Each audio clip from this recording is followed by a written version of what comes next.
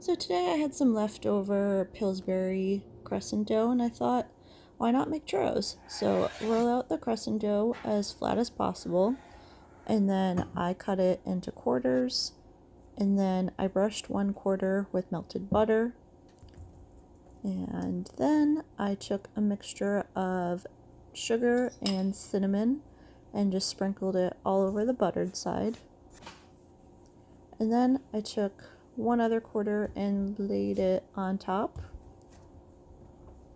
and then just cut it into strips.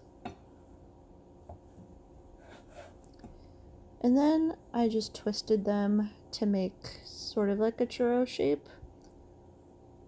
And that's what it looks like. And then I'll show you it up close. Just twist it until it looks like that.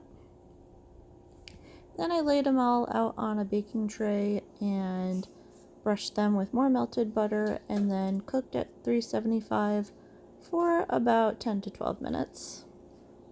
And here they are, nice and golden brown.